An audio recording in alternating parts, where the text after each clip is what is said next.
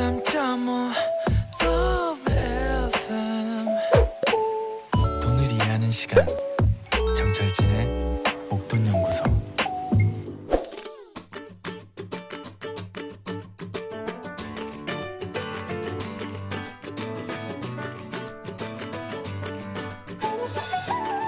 좀 더 건강한 투자를 위해 건강한 몸과 마음을 먼저 관리해 보시죠.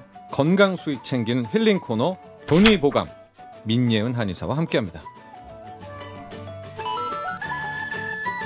네, 토요일에는 건강 수익을 챙기는 날입니다. 돈이 보감입니다. 돈이 보감. 이비안 한의원의 민예은 원장 스튜디오에 나와 계십니다. 안녕하십니까? 안녕하세요. 네. 요즘에 많이 바쁘시다는 얘기를 들었습니다. 네. 이게 이제 환자 치료에도 바쁘시지만 네. 또 나름의 또 안팎으로 안팎으로 바쁘고 있습니다. 네. 저희가 한번 또 이러다가 민예은 원장께서 지금 현재 펼치고 계시는 비즈니스에 대한 이야기도 언젠가는 저희가 함께 나눠보도록 하겠고요. 하여튼 바쁘시다. 네, 건강 잘 챙겨야 됩니다. 네. 지난주에 대상포진에 대해서 저희가 살펴봤는데요. 4250번님이 저도 20대 때 허리로 왔었는데 대바늘로 찌르는 듯한 통증이 심했었어요. 이런 정도는 있죠. 네. 대상포진에. 네. 변창진 대상포진성 안면마비도 귀 쪽에 물집이 잡히는지요? 네. 물집이 생기고요. 네. 실제 저희가 확인하고 네. 들어갑니다. 이게 안면마비에서 대상포진성인 경우에는 훨씬 회복이 어렵기 때문에 초반부터 딱 구분을 해줘야 되거든요. 네. 그래서 귀 쪽에 물집 생기는 증상은 확인하는 증상이어서 반드시 체크하게 됩니다. 그러면 이제 본인이 잡히잖아요. 이렇게 하면. 네네. 물집이... 귀 안쪽으로 보통 많이 잡혀요. 귀 안쪽에요? 네, 귀 안쪽으로. 그래서 귓바퀴까지 이렇게 나오시는 분들도 있고. 그럼 참으면 안 되게 그때 바로 병원이네요. 네, 바로 병원. 바로 병원에 오셔야 됩니다. 네. 예, 귀 쪽인데 귀 안쪽에 생기는 물집 위험합니다. 자, 오늘은 어떤 질환을 살펴보나요? 오늘은 제가 건강 악재 대사증후군에 대해서 한번 준비해봤어요. 대사증후군? 네. 대사증후군? 대사증후군. 네. 네. 대사증후군이라고 하면 대사의 우리 신진대사의 그 대사가 네, 맞습니다. 안 되는 거? 네네. 네. 신진대사에 대한 부분은 그때 대사 맞고요. 이게 5가지 증후군 질환들의 합을 이야기하거든요. 그래서 이게 증후군이라는 말을 쓸 때에는 공통된 증상들이 있는 그 묶음을 이야기합니다. 그래서 5가지여서 제가 이 목동연구소 1시간마다 이렇게 하나하나씩 풀어볼 건데 오늘은 좀 전체적으로 대사증후군이 무엇인가에 대해서 한번 알아보려고 합니다. 5대입니다. 그렇죠? 네, 5가지의 대사증후군이고 이게 일단은 어떤 그 문제가 발생하면은요. 진짜 완전히 이건 진짜 위험하다는 그 녀석들이죠. 네. 그러니까 우리가 진짜 정말 뭐 생명과 직결되는 것은 사실은 뇌에 문제 생겼을 때 심장에 문제 생겼을 때는 그냥 바로 생명과 사고 직결되죠. 근데 그러니까 이런 사실 건강 문제의 위험성을 나타내는 그런 질환들을 생기기 전에 이제 환경적으로 우리가 가진 그런 치명적인 질환의 위험성을 높일 수 있는 위험 요소들이 이제 존재하는 것이 우리 뭐 일반적으로 성인병이라고 많이 알고 계시죠. 네네네. 그래서 각각의 진단들을 잠깐 설명드리면 첫 번째는 고지혈증 있습니다. 그래서 중성지방 150 이상인 경우 그리고 HDL 있고 HDL? 고혈압, 고혈당 있고 그리고 허리둘레 이 각각의 기준들이 있는데 이 기준들 중에 3가지 이상이 해당하면 이 환자는 대사증후군이다라고 진단을 할 수가 있는 겁니다. HDL은 뭔가요? HDL은 우리 몸에는 콜레스테롤이 여러 가지 콜레스테롤이 있거든요. 근데 이 HDL은 우리 몸에 이로운 콜레스테롤인데 이 이로운 콜레스테롤이 일정 수준 이상이 되지 않으면 부족하면 이 역시 고지혈증과 관련이 있게 돼요. 그래서 생기는 콜레스테롤 우리 여러 수치들 중에 하나입니다. 자, 여러분 주식시장에도요. 결정타가 있잖아요. 뭐 치명적인 악재 그런 건 진짜 우리가 뭐 어쩔 수가 없는 부분이 있지만 잔잔하게 이게 몰아치다가 어느 순간에 그 큰 학제 때 같이 네. 뭉개는 게 있거든요. 이 네. 5대 이 대사증후군도 자체로는 뭐 이거 하나 가지고는 하겠지만 네. 이게 이제 어느 수준을 넘어서면 그거에 뭐 합병증이라든가 네, 뭐가 맞습니다. 닥쳤을 때는 정말 커지는 그렇게 좀 이해하면 될까요? 네, 맞습니다. 비유가. 네. 네, 네. 네. 5가지가 고지혈증, HDL, 고혈압, 고혈당. 그리고 5번째가 이례적인데 허리둘레입니다. 네, 허리둘레. 복부비만. 복부비만. 맞아요. 이게 이제 문제가 있다라고 할 때는 이 중에 다 기준이 있잖아요. 네, 맞습니다. 한 3개, 4개? 네, 3개 이상이요. 3개 이상이면 네. 문제다. 3개 이상이면 대사증후군이다. 아, 대사증후군이다. 네. 네. 라고 진단할 수가 있어요. 그래도 대사증후군이 왜 안 좋아요? 또 이렇게 물어보면 네네. 그러니까 말씀해주신 딱 그 비유가 적당한 것 같아요. 이게 5대 대사증후군은 그렇지 않은 환자분들에 비해서 몸에 추가적인 만성 염증 상태를 항상 갖고 있다라고 생각하시면 돼요. 그러면 예. 추가적인 만성 염증 상태를 추가로 갖고 있다라고 하면 첫 번째는 당연히 발병률 자체가 어떤 질병이든지요. 발병률 자체가 높아질 수밖에 없고 예. 그리고 내가 질병을 발생을 했을 때 그렇지 않은 환자분들에 비해서 회복력이나 회복 속도 이런 것들이 차이가 날 수밖에 없어요. 네. 저희는 아무래도 그 특화 한의원을 하다 보니까 제가 저희 병원에서 많이 보는 돌발성 난청이라는 병을 돌발성 난청. 네, 가지고 제가 한번 예를 들어볼게요. 예. 우리가 대사증후군이 있는 돌발성 난청 환자가 있고 대사증후군이 없는 돌발성 난청 환자를 우리 비교를 해봤어요. 네. 비교를 해보니까 대사증후군 있는 환자분들이 질병 발병 자체가 4배 더 많고 네. 그리고 호전된 사람이 3분의 1 토막밖에 되지 않고 예. 회복률이 그러니까 3배 정도 떨어지는 거죠. 그리고 질병의 후유증을 남길 가능성이 훨씬 더 많더라고요. 그래서 저희가 이 돌발성 난청이 후유증이 남게 되면 계속 귀도 안 들릴 뿐만 아니라 이명으로 많이 가기 때문에 저희가 초반에 되게 많이 집중해서 치료하는 질환인데 그때 이거를 딱 그 골든타임 안에 낫게 하려면 이 사람 몸에 이런 환경적인 부분들이 있는가 없는가를 체크할 수밖에 없는 그런 상황입니다.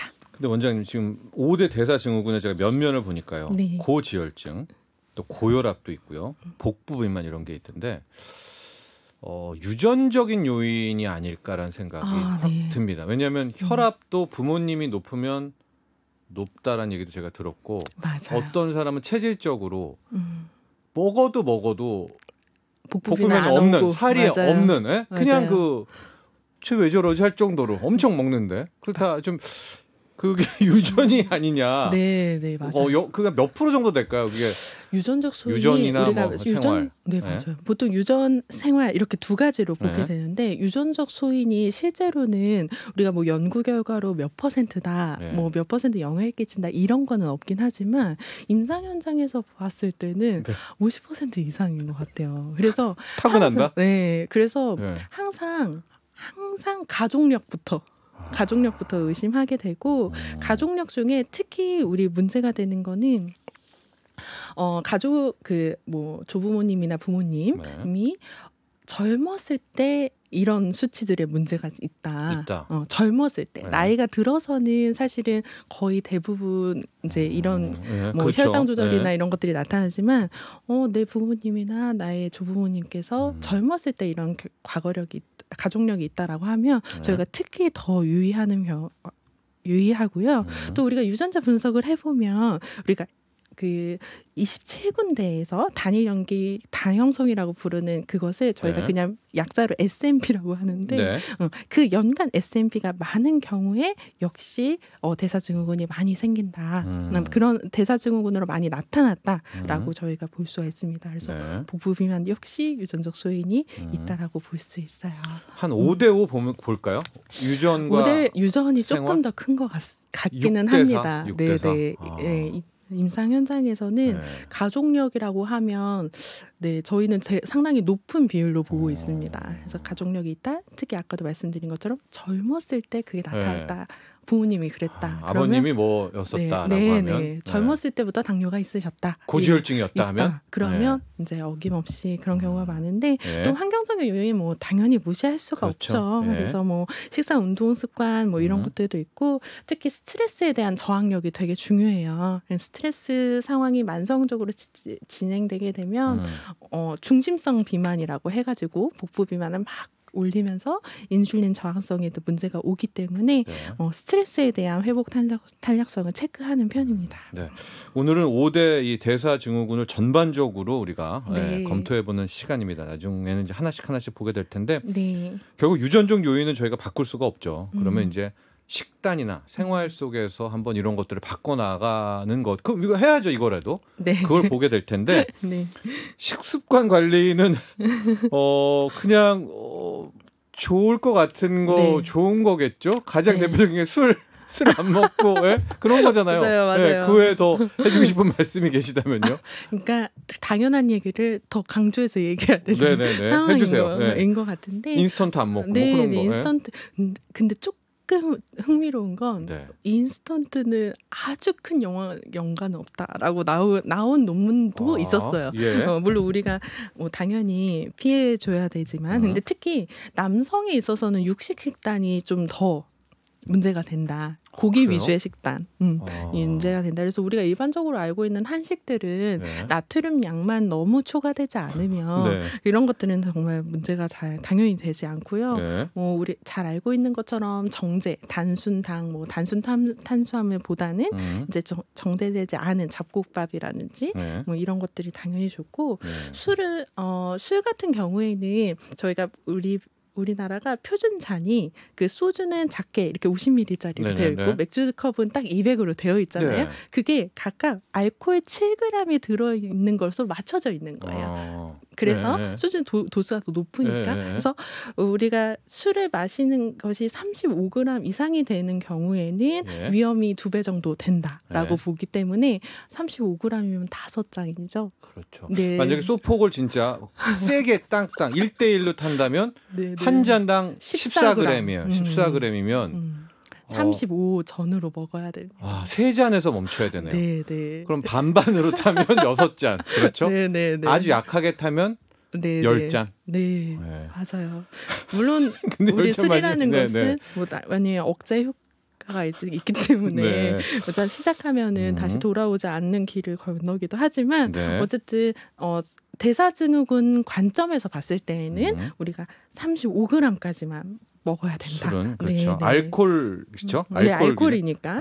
알코올. 그래서 한 잔 기준이 보통 7g 정도 된다라고 생각을 해주시면 됩니다. 알코올 7g이 한 표준잔이고, 그러니까 소주 5잔이네요. 5잔 이상 먹으면 이제 안 좋은 그렇죠. 거고. 그러니까 사실은 소주가 안 먹는 게 제일 좋지만, 알겠습니다. 제일 좋은데 반병 삐용삐용 이렇게 그 레드 트래픽 라이트에 빨간불이 떨어지는 것만. 나머지 이제 식수는 다 여러분들 그 좋은 거 좋고 나쁜 거 아실 텐데 커피에 대한 논란이 좀 있는 것 같아요. 이건 좀 짚고 넘어가 주시죠. 저도 좀 많이 마시고요. 타수가 지금 마시는데 커피는 어떤가요? 커피는 그러니까 연구되어 있는 건 거의 다 믹스 커피여가지고 우리가 믹스 커피야 당연히 안에 설탕 들어가 있고 뭐 당연히 문제가 되죠. 그래서 사실 드립 커피나 이런 것들은 저희도 특별히 제한하거나 그러진 않는데 이제 너무 과도한 카페인은 몸의 스트레스 상황을 유발해서 또 그것이 스트레스 호르몬을 유발해서 또 그것이 복부 비만으로 가기 때문에 그것만 믹스 커피가 아니면 믹스 커피만 조금 주의를 해주셔라라고 다시 한번 얘기해드릴 수 있을 것 같아요. 근데 이것도 딜레마네요. 결국 그 드립도 마시고 아메리카노 마시지만 진짜 큰 일을 앞둘 때 뭐 이제 뭐 사무직이면 글을 쓴다든가 아니면 이제 뭐 경기를 농구 시합을 뛰기 전이라든가. 좀 떨릴 때 드립 아니고 믹스 커피를 마셔줘야 이게 도는 사람 터지는데 에너지가 안 돼요. 그거는 단당류 중독증인데. 중독증입니까? 예. 아, 그 네. 설탕이 들어야지만 네. 눈이 떠지는 거는 맞습니다. 그건 믹스커피를 마셔야. 이미 중독이 된 거죠. 네. 뭐 어떻게 해야 되나요? 그러면? 그게 네, 그 탄수화물 제한식으로 조금 내려줘야 되는데 그거는 네. 저희가 한 5번째 시간에 복부 비만에서 한번 복부비만에서. 좀 자세하게 다뤄보도록 하겠습니다. 그러면은 만약에 뭐 100%는 아니겠으나 또 사람마다 다르겠으나 믹스 커피를 막 이제 즐겨 마신다라고 하면 결과적으로 복부 비만까지 갈 확률은 복부 비만뿐만 아니라 뭐 고혈압 당연히. 네. 그러니까 대사증후군으로 가는 네. 지름길. 알겠습니다. 네, 지름길이어서 기대해 주십시오. 저희가 이제 나중에 복부 비만이 또 다릅니다. 네, 네. 네. 다다음 주쯤에 네. 생활 관리 운동 많이 해야 되는 거죠. 네, 예, 이건 네, 네. 맞아요. 또 어떻게 그 할까요? 대사증후군 전체에서도 당뇨 우리가 아까 고혈당이 있었잖아요. 네. 고혈당 같은 경우에는 어떤 운동이든 상관이 없는데 이제 고혈압, 고지혈 이 정도까지 조금 케어를 하려고 하면 조금 일반적인 운동보다는 중강도 이상의 네. 조금 숨이 찰 정도까지는 운동을 하셔야 된다. 네. 그리고 하루에 20분 이상은 꼭 해달라라고 네, 티칭을 드립니다. 무산소, 유산소를 함께 해야 되죠. 네, 함께하는 네. 것이 가장 효과적이고요. 예. 유산소로 뭐 우리 더 운동 전문가들이 있으시겠지만 예. 유산소랑 무산소를 복합했을 때 대사증후군에서는 예. 가장 효율이 잘 나옵니다. 근육 운동은 어떻게 생각하세요? 왜냐하면 이제 운동하다 다쳤다. 좀 예? 이 40, 50대 분들은 운동하다 오히려 다칠까 네, 아닌가요? 맞아요. 해야 되나요? 근육도? 네, 운동하셔야 되는데 네. 운동하실 때 더 중요한 것은 우리가 다치지 않고 하려고 하면 무릎이나 허리에 이제 문제가 없는 상태를 확인하고 그렇죠. 뭐 당연히 충분히 스트레칭한 후에 해줘야 되는데 보통 이제 나이가 많으시고 중년 이상의 분들 같은 경우에는 관절에 문제가 있다 보니까 네. 그 관절을 해결하지 않고 무리하게 운동하는 건 당연히 질병을 네. 일으키겠죠. 전문가와 함께 운동하라. 네네 네. 전문가의 도움을 받은 후에 전문가 상의 하에 운동해라. 담배는 없죠. 뭐 좋다는 논문 아니 이거는 커피는 어떻게 뭐 좋다고 좋다는 얘기할 수가 논문이 없어요. 있어요. 근데 담배는 없죠. 0이죠. 네, 예. 영, 0입니다. 0이고 예. 네. 네. 간접 흡연도 안 된다고 나옵니다. 간접도 안 된다. 네. 요즘에 어떤 이 소위 말하는 전자담배도 마찬가지다. 네. 담배는 안 예. 됩니다. 알겠습니다. 자, 연초뿐만 아니라 전자담배까지 다 안 된다는 말씀으로 일단 오늘은 이 5대 대사증후군의 총 개요를 살펴봤고요. 다음 주부터는 하나씩 살펴보도록 하죠. 감사합니다. 감사합니다. 이비안 한의원 민예은 원장과 함께했습니다. 나도 부자 되고 싶어서 라디오를 켰어. 정확하고 철저한 정철진의 목돈 연구소.